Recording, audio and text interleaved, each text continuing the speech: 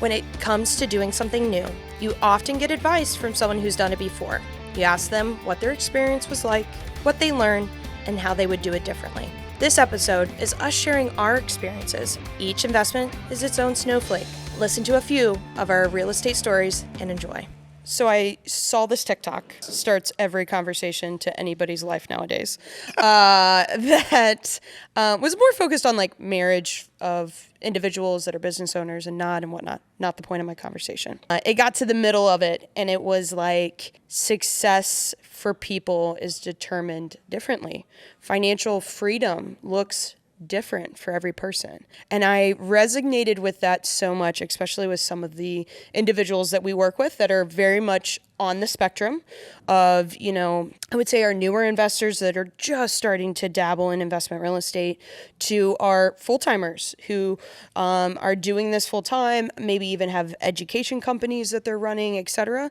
And I just resonated with the fact of like what success looks like is different from everyone. And each one of those stories is more than adequate. And I think it plays in perfectly with our real estate stories of how we got into real estate, why we're working in this space, why we love it so much. And that whatever journey you're on is based by you as a person, your family, your dynamic, maybe even the education that you've had in the financial sector and how much you know about some of this stuff innately. But this idea of having to have, this 100-door number, hypothetically. Yeah. That's not necessary. Like, it's not. We can make that happen for you, 100%. And we would support you through that growth, et cetera.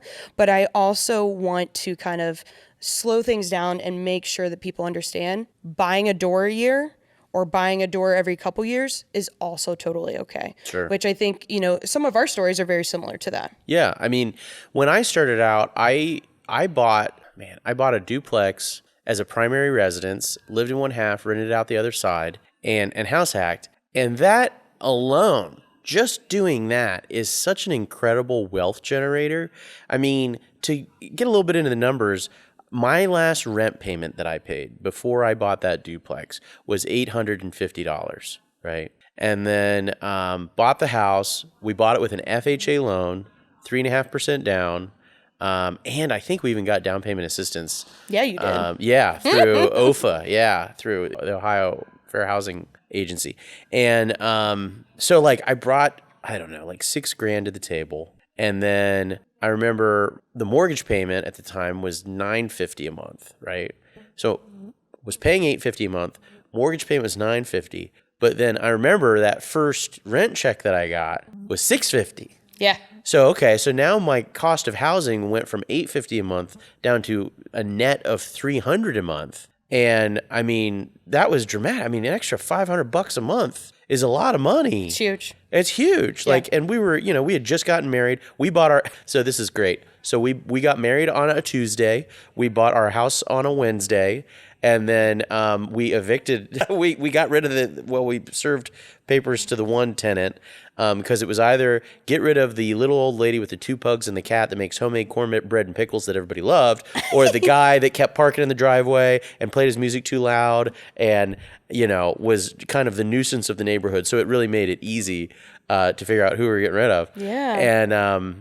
And then we went to Florida. We went to Florida the day after that for our honeymoon, and then just waited and like hoped and prayed that this guy wasn't like destroying our house. Oh gosh.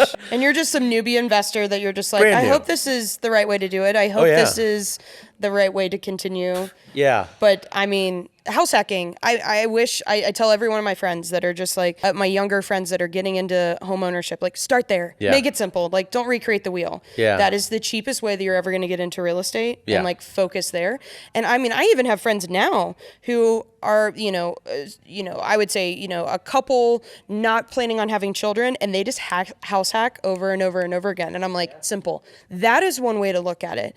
And I think, level setting what your real estate journey looks like for each and every person, I think is super important. I don't know that it's discussed enough of your journey in this capacity because you house hacked and then you bought a rental, correct? Well, yeah. So then what happened was, everything, because we bought in 2013. So it was at the tail end of the '08 crisis. and of the housing crisis. So things were starting to come back up. And then, man, it was just a hockey stick from there of appreciation. So we had this equity. So what did we do? We went out, we got a home equity line of credit, and we used that home equity line of credit as a down payment on a single family home. And the plan was with that to run it as a short-term rental. Okay. So, and we did that for a few years, and that was okay. But in the end, it to be honest, the house was not very Instagrammable. Yeah. So so we decided that we were going to sell it. We put it on the market for a little while. We couldn't really get exactly what we wanted out of it. So we had been fixing it up after because man, you short-term rental something for like 3 years, it's like a tenant lived in it for 20 years. Yeah. So it's been worn by how many guests? Yeah, so many people. Exactly. So, we, in working on it, we kind of fell in love with the house, and it's in a really cool area. It's very walkable. It's like to all kinds of little restaurants and shops and a magic theater. Look at that. It's next to do you want to see magicians do magic? I totally do. And so yeah, so we're really excited. So we're going through the process of rehabbing that. So it's like, okay, did we make $1 million off that short-term rental? We didn't. But in the process, going through the process, we ended up finding our primary residence of where we wanted to end up. So, and you're still keeping the duplex. And we're still keeping the duplex. That's the other thing, man, is like, that duplex is going to cash flow now. Now the rent's up to, the one side's paying $1,200. When we move out, we're going to rehab the side that we've lived in for like the last 10 years. And, I think it'll rent for like $1,400. Boom. And the mortgage is like $1,300. So okay, $1,500 a month. Yeah, something like that is what we're going to cash flow. And then the mortgage because we bought the single family home back when rates were a lot lower, our mortgage payment on that's only like $1,400. So now we're still going to be breaking even living in a single family home. So we won't have a housing payment. Plus we'll have appreciating assets in both of them. So it's like, oh, this is sweet. It's great. And then after that, we'll focus on maybe expanding and buying more doors or getting into something else. But it just goes to show you, like, it doesn't have to be the Grant Cardone go out and get 100 doors in a year type of thing. And for a lot of people, that'll add more stress because that's such a strong learning curve. Yeah. I don't think this space is made for everybody. You can have one rental, you can have two rentals, and that can be comfortable. Owning 100 doors, that's a job. Yeah. That's a job. Yeah. So like if you're wanting to go in that space, support it. We'll make it happen. We have the lending products to do such, but you're signing up for a job. Even if you have a property manager, you're still the person that has to kind of give the thumbs up if repairs need done and tenants need turned over and stuff like that. So it's an option. Yeah. But not a requirement. And I think it's simplifying what investment real estate looks for everybody. Yeah. And thankfully at LFG, we have products to make that accessible for all. My story is just completely different. So my first rental was I bought into a property with a business partner. Yeah. So just super unique. It was 2014, 13 maybe. Okay. So I cut him a check and he just put me on title. Not normal in any shape or fashion. So that was interesting. Partnerships, don't do it. Did he buy it first and then you bought into it? So he owned it. Then he was going to be moving out of it and didn't really want to sell it because it's an asset. I think too often people sell their assets too soon. Sure. And so he was like, I want to keep a hold of it, but I need some money to do my next deal. But it wasn't really enough equity in the deal to get like a home equity line of credit. And like home equity line of credits didn't go up to those high LTVs like they are right now. And so he was like, I want to keep the asset. I'm totally fine bringing on a business partner, but I need some cash in my pocket to justify doing such. So again, it worked. Again, I would say not typical. Yeah. And then Brooke and I have dabbled in the short-term rental space just like yourself. And I would say ours was mostly COVID. I think everyone should be very mindful of their risk tolerance. If you start getting that pit in your gut where you're like, this feels uncomfortable, it probably is, and you should probably sit down and like really discuss with your partner, is this something we want to continue doing? Yeah. And for us, COVID came around and it just seemed like the writing was on the wall that something was going to happen. And to be honest, I would say we probably should have stuck it out. But here nor there, we moved money around and got into other investments. But most recently, and what I think I'm probably most proud of, is the movements we've been making over the last 18 months. So we're focusing on the long-term side, again, with Burke and I both owning businesses, having a short-term rental. We just don't have the time commitment to give to it. Sure. But long-term, I got the time. I can make that work. Because you aren't managing those yourselves. You got a property manager. Don't you? No, so I'm thankful to have an incredible property manager Yeah. down in the Dayton area. I went to first grade with her. So you've met. we've met a couple Yeah. times on the playground, at recess. Next to the monkey bars, like, hey, what kind of rates are you charging? What rate you charge? 8%? 10%? So she takes care of our properties, and in my opinion, the Dayton market, though you're not going to see the appreciation game that you will in Columbus, I don't know that that's my focus. My focus is grabbing these properties, holding on to them for the next 10 to 15 or so years, maybe at that point offloading them, and then moving into another sector of the investment space. So all 10 of the properties we bought last year, we bird, which in my opinion, that is where investors, especially our newer investors, if you're comfortable, keyword, comfort. If you're comfortable with managing a rehab, that's the place you should start. So we ended up, and again, I think, with me being in this space, I was lucky enough to find a couple of these super solid deals. So we were only leaving, 5 to 10% of our own money of the ARV, the after repair value in each one of these properties. Okay. So all of $5 to $8,000 in each one, but That's we were pretty sweet. buying properties that were, worth 125 once the rehab was done. So it was as simple, and I would say it took patience. It wasn't like, oh, here's a deal, let's take it. No, it's slowing down the process and really saying, okay, here's this property. What's the purchase price? Cool. What rehab do we need? Send our contractor out there and let them put together a quote. Cool, awesome. Go back to my property manager, who is conveniently also a realtor, and say, where do we think the after repaired value is going to be? And work those numbers to make sure that it hits. And if it does, awesome. Grab the deal, make the offer. But I definitely went through plenty of transactions and plenty of properties where I was like, not a deal, not a deal, not a deal, not a deal. And you have to be comfortable in that. Saying no is the safest thing that you can be doing. Was it all math driven? All your nada deals, were they all math driven, or was there some gut in there? I would say definitely some math. The neighborhood was super important. So I'm familiar with the neighborhoods that made sense for me.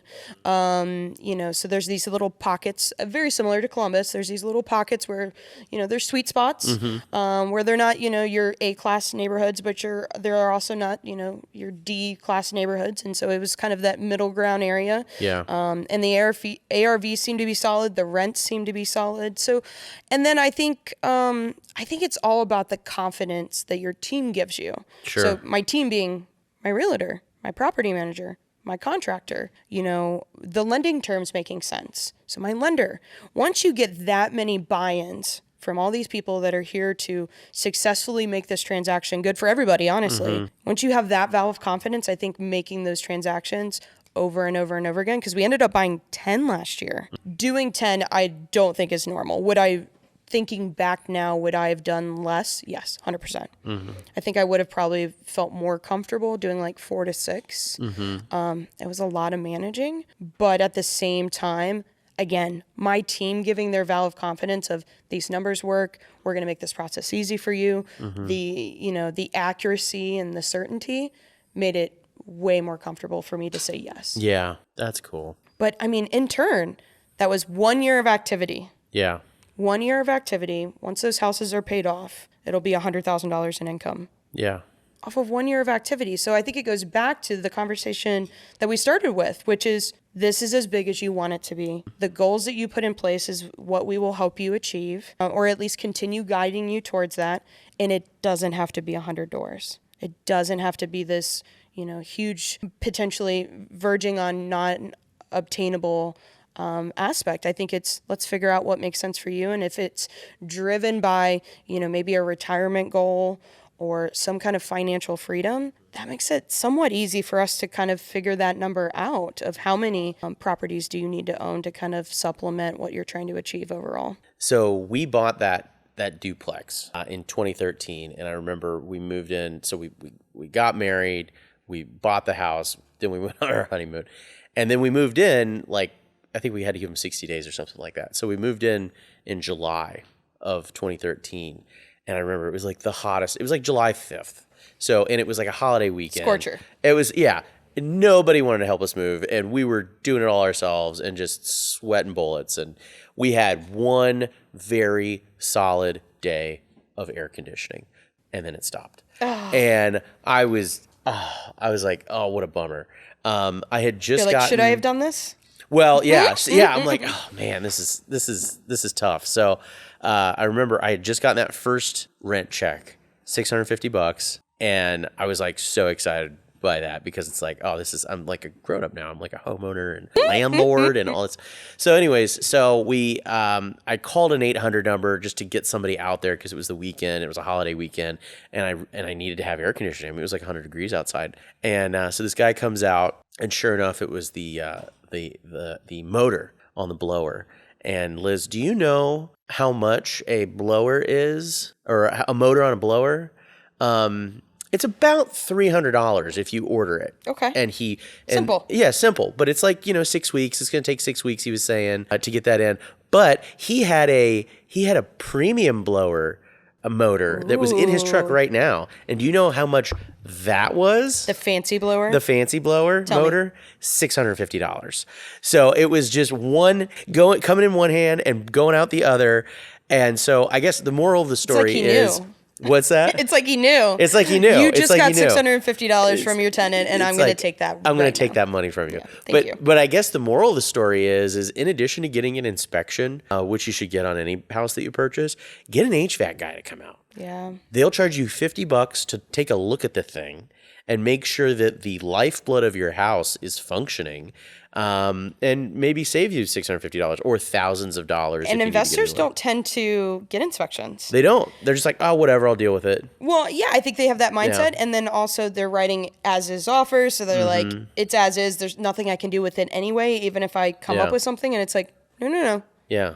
You need to know so that your budget's appropriate. Yeah. Because again, the way that we're going to structure some of our lending is going to be based off of that budget. So if it's not accurate, that's a major issue. It's going to be a cost that's going to bite you like it did that hot summer day. But what about you? Was there, anything that you would do differently with your... I think it's, in this day and age, if I'm looking back at that transaction and I said, okay, let's redo it today, I don't even know if that deal would be around particularly because everything's tightening up and not for... anything that anyone can control, inflation's up. Tenants are looking for homes, and so some of those prices are going up as well. Inflation's for everyone. No one gets to avoid it. And so I think right now, even as I look for future deals myself, is really being mindful of the deals that are out there. If you're trying to find a perfect BRRRR, which in my mind, a perfect BRRRR is you take it down with hard money, whatever down payment you put on that hard money deal, when you refinance, you get all that money back. Yeah. Are those out there? Yes, they're out. Yeah. Few and far between. Very few and far between. And so as I'm considering future deals, I think I have to be, and as our clients should as well, is be very mindful of how much are you comfortable leaving in a transaction? Sure. Because I think almost every transaction on the BRRRR side is going to have some money staying in there. And are you comfortable with that? Or are you waiting for the golden goose? That's fine. Be patient then. Be very patient. Be mindful of your numbers. Work it that way. And I think that is, as I'm moving forward, even in my own journey and kind of watching over some of our clients' journeys, I'm seeing that you kind of have to work that BRRRR method a little bit differently. Yeah. Well, I think the big thing is to keep at it because as you mentioned, it's so much harder to find these deals now. And so what's that going to do? That's going to discourage a lot of the other investors that are out there. Your competition. Yeah. Right. So if you're keeping at it and weathering the storm, then when the market does change, when there is a dip in rates, when inventory does become more available, you're going to be positioned because you've been doing the work. You've been grinding every day in that real estate gym, building up your investor muscles to find that perfect burr. Exactly. Yeah. And you're going to be well prepared. So it's a marathon. It's not a sprint. Yep. It's something that, may take a long time. You may find it on your first house. But the name of the game is to keep doing it and keep looking at it and stay engaged. Yeah. Stay excited. And stay excited. I always tell investors that, like, I don't want you to lose your excitement just because you need to be patient, just because you may need to say no to a handful of deals. Don't lose the excitement. That's like, this is fun. Well, this is enjoyable. I mean, I have a blast running numbers all the time. Oh, yeah. Getting that close to landing a deal even has its rush to it. But landing the wrong deal is not something any of us want. Well, and from the perspective of a loan officer who only works with investors, I feel like we're busier now than we've ever been. Oh, we're slammed. And so what's that say? Well, okay, while your retail market is down, and so realtors are struggling, loan officers that deal in conventional financing, they're definitely struggling. But the investment space is booming. Yeah. So even though you've got these crazy interest rates that are challenging, within that challenge, there's opportunity. It's just, it's being self-aware of, the rehab budgets that you're going to have, the interest rates that you're going to have on the back end, making sure everything aligns. And if it does, let's go. Yeah. Contact Adam, get pre-approved. Let's get an offer in. Even if you're potentially offering much under purchase price, what's the worst thing they're going to do? Say no? Okay, fine. I'll wait for the next one. Yeah. No big deal. You'd be surprised. Some of those sellers are going to say yes because, whatever financial situation they're in, or worst case scenario, a couple months from now when it's still sitting on the market, you're going to get a phone call potentially and end up in the same spot. So being patient, working all angles, calling us. Like, I love looking at deals. I always joke all the time. I just feel like I'm secretly shopping with everybody. Like, I get to shop your money. It works out great. Yeah. But it's even that is enjoyable for me. Sure. And making sure that we're making sound decisions for everybody. Let's go. Let's go.